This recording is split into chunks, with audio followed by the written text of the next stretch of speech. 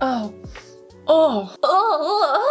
It feels so... Makeup in water. Mix with matcha frother, put on face. Apparently, this is the new TikTok makeup trend that is supposed to be absolutely amazing and give you this flawless whipped foundation for like perfect skin. And I want to know, first off, TikTok, what the fuck are you doing? Number one, does this work? And number two, if it does work, how does it work for people with textured skin? It's no secret that I grew up struggling with severe cystic acne and I still have acne scars. Granted, my acne scars have gotten much better, primarily because I use retinoids and things like the Ordinary's AHA BHA peel. And although my skin still kind of feels like sourdough bread and I do still have some texture, it's definitely not what it used to be. And I've always had a little bit of a rough time with foundation and I had to kind of create my own routines to cover my acne and my texture in the past. But I want to see how this shit actually works. The claims are that this lasts all day, that it doesn't separate. If you ever have issues with like your foundation creasing in those little lines or kind of like running or separating on your face, apparently this helps it to not do that. Apparently this is also much more hydrating because there's water, but just because something has water in it doesn't mean that it penetrates and hydrates the skin. So we're gonna test all of this out. And I have with me makeup brushes,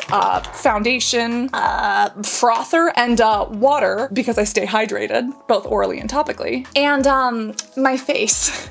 As you can see, my face is kind of breaking out a little bit. So I wanna see how this covers up texture as well as acne. The foundation that I'm going to be using is the Charlotte's Beautiful Skin Foundation. I know how this foundation works on me just straight out of the tube. So because of that, I'm going to compare straight out of the tube like I usually use it to how it works when it is frothed. So the first thing we do is tie up our hair. Am I actually doing this? Okay.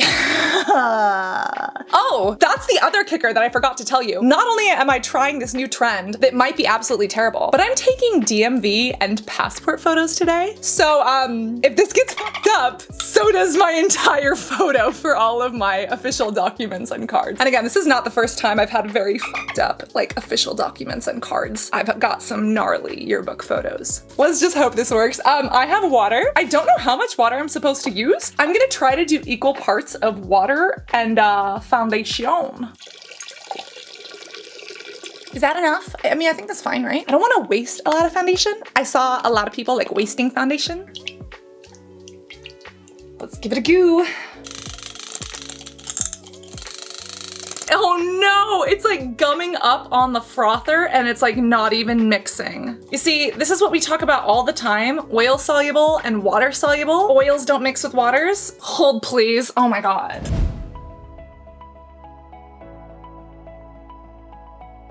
I don't know if this is water or oil soluble, but this is a Smashbox Studio Skin 15-hour wear foundation that is most likely expired. Did I just waste all of this Charlotte Tilbury foundation? This is why Cass doesn't do arts and crafts, okay? Let's try this again. Hopefully this one is a little more water-based and will froth for us. This is just a chunky mess. More foundation.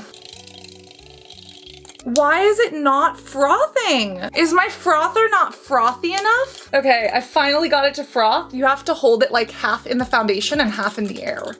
Okay, so that is the consistency.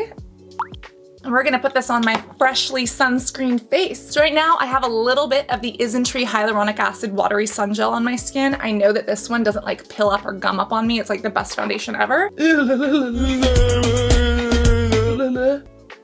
Okay, let's just, oh, it feels so cold and wet. That's a lot of foundation. Okay, I thought that this was going to be lightweight. When you froth something, you're basically adding air and we're adding water, which in theory would make it a little more lightweight. I feel like a beauty blender can like fix mistakes. Oh.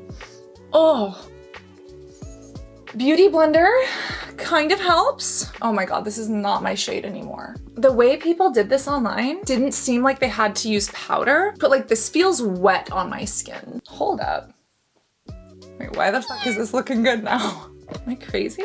Is it just me or is it kind of giving me a velvet finish? The color is off, but I have to go to the DMV, so I'm not gonna worry about it. Hi, who are you? What the fuck? It's kind of drying down beautifully. So this is the look. Blush looks intense, but watch what happens when I change the color of my shirt and take down my hair. You ready? Do you see how just a color change completely changes the way colors look on your face? Okay. color theory. Let's go to the DMV, bitches. Made it to the DMV. I just wanted to show you what this looks like without the studio lights. Can you see that? You can still see my texture, but like, who is she? It's not covering like my little blemishes very well. Those are still popping up, but like on my entire face, I am so ready to take these photos. Oh my God, I feel like this is gonna be like the most attractive DMV photo that I've ever taken. Look, I'm not even looking at you. I'm like looking in the viewfinder because, wow. You know, we are creasing a little bit. Also, do you see these lips? Like, again, who is she? She's so glowy. So they didn't give me my picture. I'm creasing though. And then my blush, do you see how it's like half coming off? Look at the inside of my mask. I thought I was happy. The first 2 hours looked great. Yeah, oh my God, it's actually creasing really badly. This lighting looks great. I just ate some vegan onion rings and my face is really dry. You can see like every pore, and look at that. It's almost like the water continues to change the texture of the foundation throughout the day. This is oily. You can see the oil coming out of my T-zone, but then you can see this major dryness. Okay, well, oh, I'm so crusty. I'm gonna clean my face. It has not even been a full 8 hours, and I want you to look very closely at my forehead. My greasy skin is like coming through in my T-zone, and I'm flaking and I'm dry and I'm patchy. Again, DMV photos, they didn't even give it to me. They gave me like a temporary license until my card comes in the mail. So I don't know if I look like a trash goblin or a national treasure. And I was supposed to do passport photos today.